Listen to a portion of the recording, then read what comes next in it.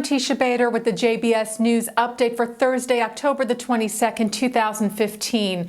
An 18-year-old yeshiva student was stabbed this morning by two Palestinians in Beit Shemesh, just outside of Jerusalem. Initial reports say the terrorists were at a bus stop as a group of school children were getting on their bus and tried to board with them. The driver, though, shut his door to keep the two out, and police were called. The two then walked towards a synagogue, outside of which they stabbed the student. Police then arrived at the scene and shot the terrorists. Both were critically wounded. One died en route to the hospital. The stabbing victim was taken to Hadassah Medical Center for treatment. The terrorists were identified by Palestinian sources as 21-year-old Miqdad Mohammed Ibrahim Alehi and 20-year-old Mahmoud Khalid Mahmoud Gneimat. Both have a history of terror activities.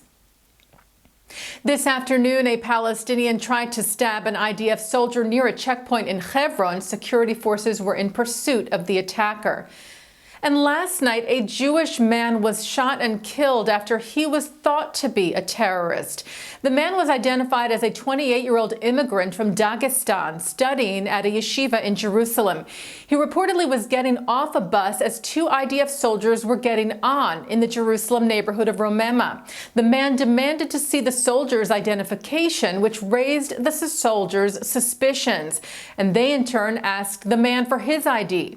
The man then attacked them and tried to grab their weapons. There are also reports the man yelled, "I am Daesh," the Arabic term for ISIS.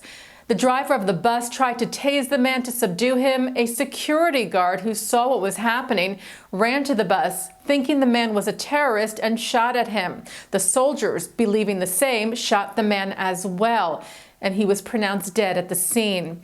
The IDF spokesperson's unit said an investigation within the IDF had been launched.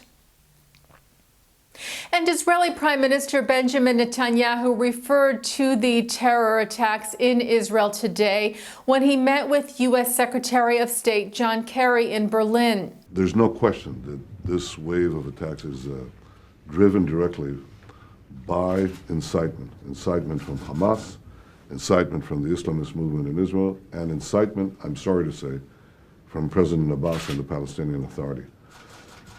I think it's time for the international community to say clearly to President Abbas, stop spreading lies about Israel.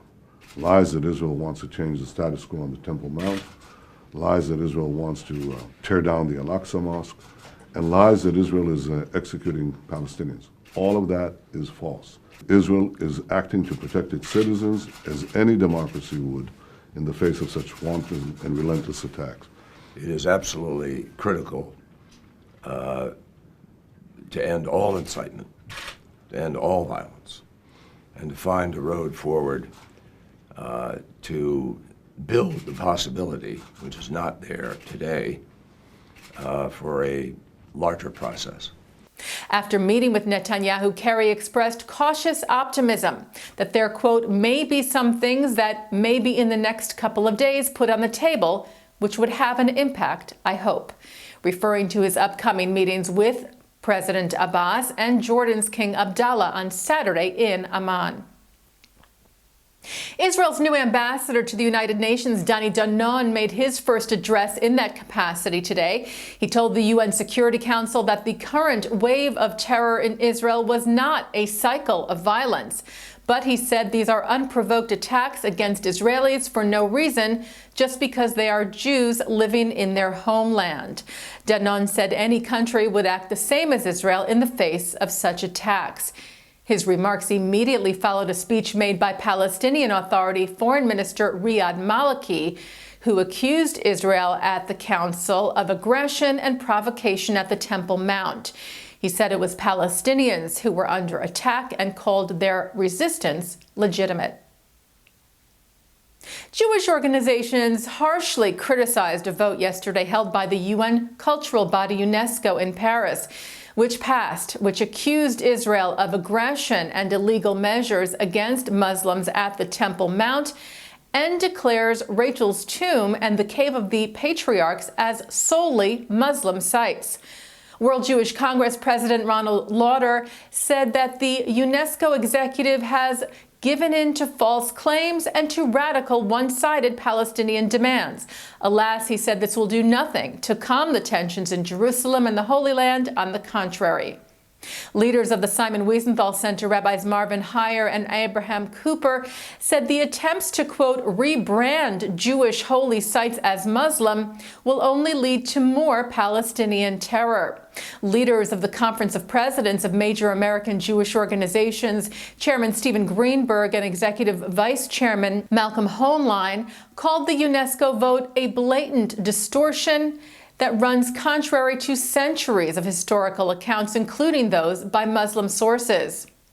Executive Director of the American Jewish Committee, David Harris, said the UNESCO Executive Board has given a boost to the relentless Palestinian campaign to delegitimize the State of Israel by rewriting history.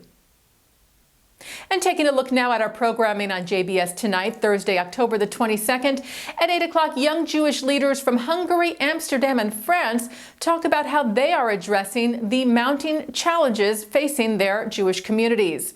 At 9 o'clock, Mark Golub sits down with University Chaplain and Executive Director of the Bronfman Center for Jewish Student Life at NYU, Yehuda Sarna.